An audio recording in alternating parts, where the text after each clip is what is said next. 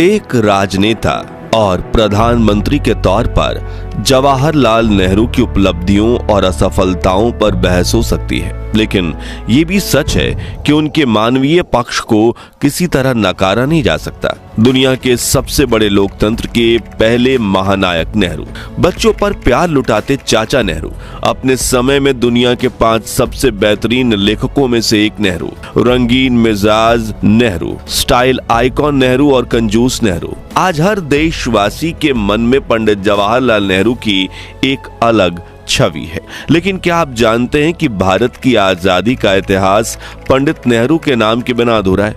आजादी की लड़ाई में उन्होंने अपने जीवन के 9 साल जेल में बिताए थे। वो जब अपनी कड़ाके की अंग्रेजी बोलते थे तो अंग्रेज अफसरों के भी पसीने छूट जाते थे। एडविना माउंटबेटन समेत कई ब्रिटिश महिलाएं उनके आकर्षण पर फिदा थी और देश के प्रधानमंत्री बनने के बाद भी वो दिन में 16 से 17 घंटे काम किया करते थे और उन्होंने ही इतने महान लोकतंत्र को अपने पैरों पर खड़ा किया। मगर उनकी छवि का दूसरा पहलू ये भी है कि उन्हें दिन में कई बार सिगरेट पीने की आदत थी। जीवन के आखिरी दिनों में वो राजनीतिक करियर का पतन होते देख रहे थे और शायद उनकी वजह से ही भारत 1962 का इंडो चीन युद्ध हार गया था। मगर कैसे और 9 साल तक जेल में रहकर उन्होंने क्या किया था? आज हम आपको पंडित जवाहरलाल नेहरू के जीवन से जुड़े ऐसे ही कुछ अनसुने अनकहे किस्से बताएंगे, साथ ही उनके कुछ दुर्लभ भाषण भी दिखाएंगे। तो बने रहिए इस दिलचस्प वीडियो के अंत तक। आज हम एक आजाद लोग हैं, आजाद मुल्क है। मैं आपसे आज जो बोल रहा हूं, एक हैसियत, एक सरकारी हैसियत मुझे मिली है जिसका असली नाम ये होना चाहिए कि मैं हिंदुस्तान की जनता का प्रथम सेवक हूं। पंडित जवाहरलाल नेहरू ने अपने जीवन के 3259 दिन यानी करीब 9 साल जेल की सलाखों के पीछे गुजारे थे और आजादी की लड़ाई के दौरान इन गिरफ्तारियों ने ही उन्हें जवाहर से पंडित नेहरू बना दिया था। बात है साल 1921 की। अंग्रेजों की गुलामी की बेड़ियों को तोड़ने के लिए महात्मा गांधी ने असहयोग आंदोलन छेड़ दिया था। नेहरू तब कोई दिग्गज नेता नहीं बल्कि 32 वर्षीय नौजवान थे जो देश की आजादी दिलवाने के लिए मर मिटने को भी तैयार थे। उनकी पहली गिरफ्तारी हुई इलाहाबाद में। जुर्म क्या था? किसानों के अधिकार की बात करना, मजदूरों के पक्ष में भाषण देना और ब्रिटिश राज को गैर कानूनी बताना। जब उन्हें पहली बार जेल भेजा गया तो उनके पिता मोतीलाल नेहरू बोले, आज से तू मेरा बेटा नहीं, मेरा नेता है। इस दौरान उन्होंने जेल की उन पत्थर की दीवारों के बीच खुद को और बेहतर समझा।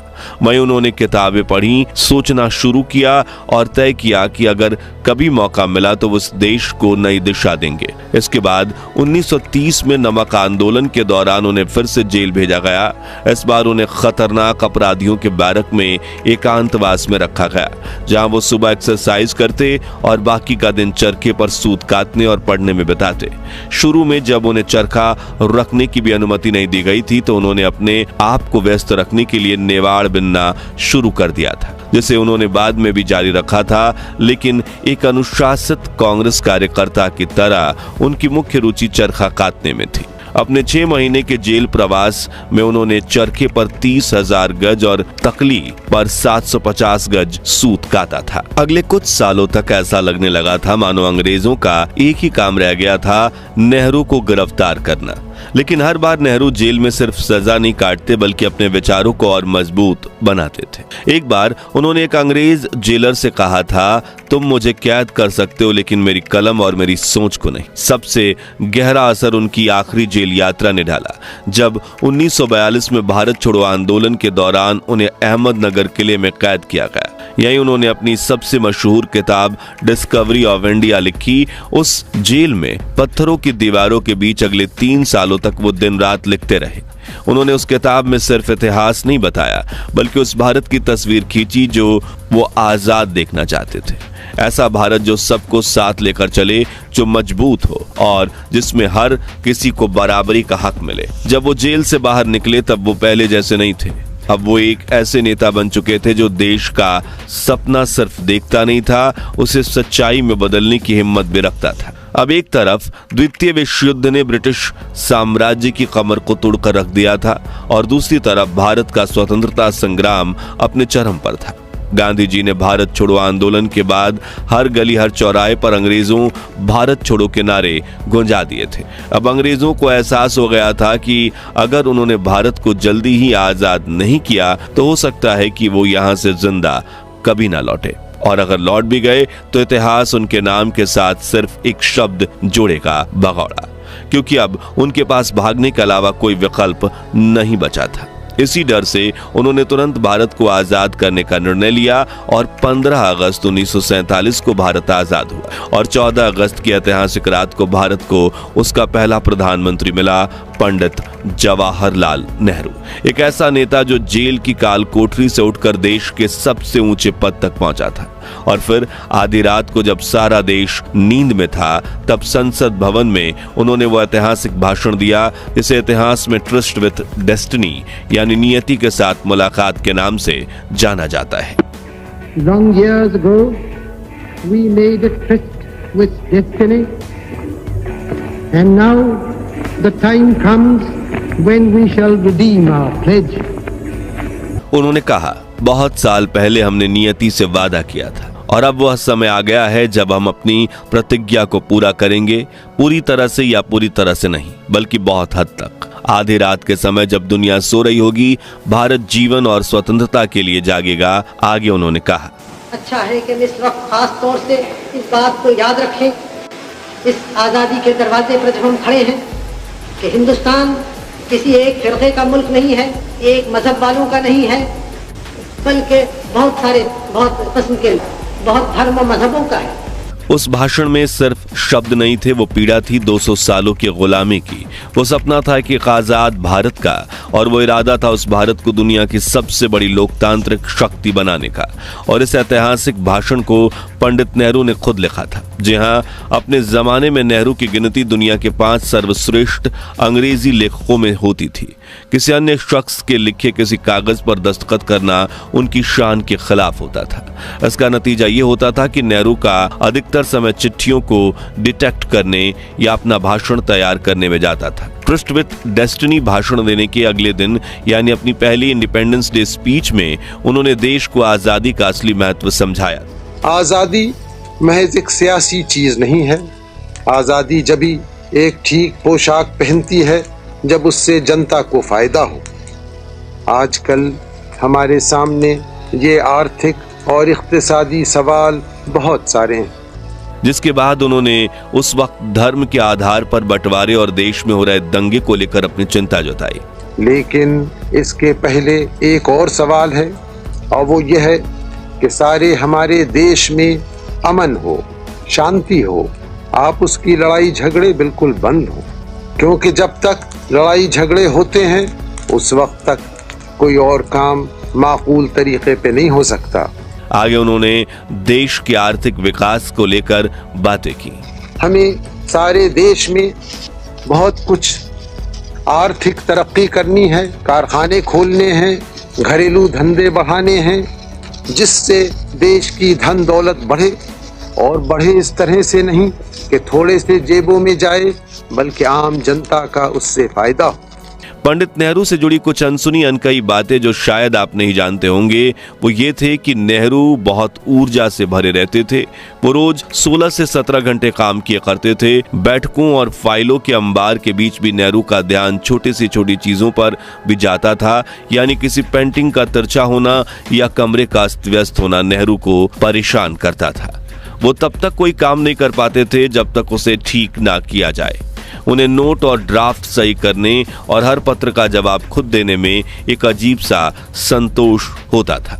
दफ्तर आने से पहले वो 3 मूर्ति भवन के लॉन में आम लोगों से मिला करते थे। नेहरू स्वदेशी एम्बेसडर कार से अपने दफ्तर पहुंचते थे, जिसकी बोनट पर तिरंगा लगा होता था, और उनकी कार से थोड़ा आगे मोटरसाइकिल पर सवार सिर्फ एक सुरक्षा कर्मी चलता था। बाकी उनका सिक्योरिटी ड्राइवर के बगल में बैठता था और वो पीछे। नेहरू को पैसे की बर्बादी बहुत नापसंद। वो अपने पीछे बहुत कम पैसा खर्चते थे। एक कैफ रुस्तमी लिखते हैं, एक बार डिब्रूगढ़ की यात्रा के दौरान जब मैं उनके कमरे में गया तो ये देखकर दंग रह गया कि उनका सहायक हरी उनके फटे मोजे को सिल रहा था। इतना ही नहीं, वो कभी कार रोककर अपने ड्राइवर से खुला हुआ नल बंद करने के लिए कहते थे। एक बार सऊदी अरब की राजधानी रियाद में मैंने देखा कि वो अपने हाथों से अपने कमरे के आसपास हर जगह की बत्तियां बुझा रहे थे। एक बार उन्हें सलाह दी गई थी कि देश के प्रधानमंत्री का वेतन कैबिनेट मंत्रियों से ज्यादा होना चाहिए, तो उन्होंने इनकार कर दिया, बल्कि 3000 प्रति महीने के अपने वेतन में 2 बार कटौती करवाकर 2000 करवा दिया था। नेहरू को साधारण खाना पसंद था, बिना मसालों का। कई बार वो सड़क पर गंदे गिलास में दी हुई चाय या ठंडाई पी जाते थे। हालांकि वो सिगरेट पीने के बहुत शौकीन थे, जिसका खुलासा अमेरिका ने उनकी 1956 की विजिट से जुड़े एक प्राइवेट डॉक्यूमेंट को रिलीज करके भी किया था। वो स्टेट एक्सप्रेस 555 सिगरेट पीते थे, वो भी दिन में कम से कम 20 से 25, और तनाव के दौरान तो और भी ज्यादा। लेकिन जब डॉक्टर्स ने उनके फेफड़ों के खराब होने की आशंका जताई तो उन्होंने इसे कम करके 5 सिगरेट तक ला दिया था। वहीं उन्हें शराब पीने का बिल्कुल भी शौक नहीं था। पंडित नेहरू बहुत ही सुलझे हुए व्यक्ति थे। जब वो साल 1957 के कॉमनवेल्थ कॉन्फ्रेंस अटेंड करने पहुंचे थे, तब उनसे एक रिपोर्टर ने पूछा कि भारत पाकिस्तान के बीच जो कश्मीर का मुद्दा चल रहा है, क्या आप कॉन्फ्रेंस में उसे लेकर आवाज उठाएंगे? तो उन्होंने बड़े कड़ाके से कहा, इसका कॉन्फ्रेंस से कोई लेना देना नहीं, तो मैं बेवजह इसकी बात यहाँ क्यों करूंगा। Will you be raising the question of Kashmir at the conference? No, conference has nothing to do with the question of Kashmir. It has never dealt with it and it won't. उनकी powerful English सुनकर अंग्रेज भी शर्मा जाते थे, लेकिन उन्हें देखकर जहां बड़े अधिकारियों के पसीने छूट जाते थे, वही बच्चे के चेहरों पर खुशी आ जाती थी, क्योंकि बच्चों को प्यार करके चाचा नेहरू इतनी प्यारी बातें करते थे कि बच्चे खुश हो जाते। फर्ज करो तुमने चिड़ियाओं को कहा था, कितनी चिड़ियाएं हैं दुनिया में, हजारों लाखों किस्म की, कितनी चिड़ियाओं को तुम पहचानते हो? उनकी आवाज सुन के बता दो, देखो ये कोयल बोली या ये बोला ये वो बोला। यहाँ वो हंसी मजाक में बच्चों को बड़ी सीख दे रहे हैं कि लड़ाई झगड़ा नहीं करना चाहिए। लोग मिल के रहें, काम करें, अपना भी फायदा हो, देश का भी हो। लड़ाई झगड़ा करने से कोई होता नहीं। क्या राय है तुम्हारी? हाँ, संजय की राय है, कुछ कभी कभी स्याही फेंक दी जाए तो अच्छा है। पंडित नेहरू अपने साथी नेताओं की भी बहुत रिस्पेक्ट करते थे। सरदार पटेल नेहरू से 13 साल बड़े थे और गांधी से 7 साल छोटे थे। इंदर मल्होत्रा बताते हैं कि नेहरू और पटेल के घर आसपास थे। नेहरू ने उन्हें कह रखा था कि जब भी कोई बात करनी हो तो खुद आपके घर आ जाऊंगा, आपको यहाँ आने की जरूरत नहीं। वो हमेशा उनके यहाँ पैदल जाते थे। वहीं मौलाना आजाद जरा दूर रहते थे, इसलिए नेहरू उनके घर मोटर में बैठकर जाते थे और गपशप करते थे। टेलीफोन पर नेहरू की कर्टसी होती थी और वो खुद अपने हाथ से मौलाना को फोन मिलाते थे। एक दिन उन्होंने अपने निजी सचिव एमओ मथाई से कहा कि मौलाना साहब से फोन पर बात कराइए। जब मौलाना ने फोन लिया तो नेहरू आए और उनका पहला जुमला था, जवाहरलाल तुम्हारी उंगलियों में दर्द हो गया है कि तुम दूसरों से फोन मिलवा रहे हो। नेहरू मौलाना के आशय को समझ गए थे और बोले, आइंदा से गलती कभी नहीं होगी। एक दिलचस्प किस्सा ये भी है कि एक बार पटेल से किसी ने पूछा कि इस समय भारत में सबसे बड़ा राष्ट्रवादी मुस्लिम कौन है। सब सोच रहे थे पटेल मौलाना आजाद या रफी अहमद किदवई का नाम लेंगे, लेकिन पटेल का जवाब था मौलाना नेहरू। लेकिन क्या आप जानते हैं कि 1962 में पंडित नेहरू की हिंदी चीनी भाई भाई की नीति फेल हो गई थी और भारत को इंडो चीन युद्ध में बड़ी हार मिली थी। वहीं उन्होंने सैन्य युद्ध और आतंकी हमले रोकने के लिए पाकिस्तान के साथ इंडस वाटर ट्रीटी में, जिसमें एक तरफा पाकिस्तान को फायदा था, वो किया क्योंकि उसे सिंधु रिवर बेसिन का 80% पानी मिला था जो भारत से बहती थी।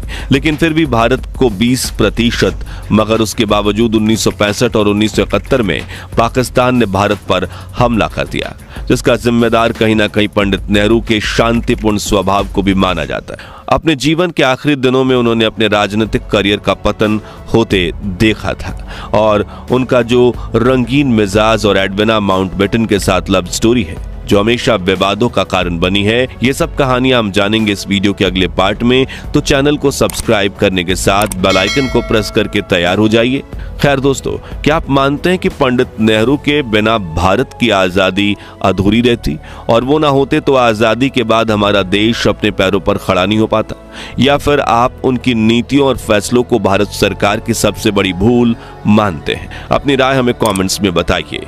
उम्मीद है आपको ये वीडियो पसंद आया होगा और हाँ, लाइक और शेयर करके 11,000 लाइक्स जरूर करवा दीजिए। जय हिंद, जय भारत।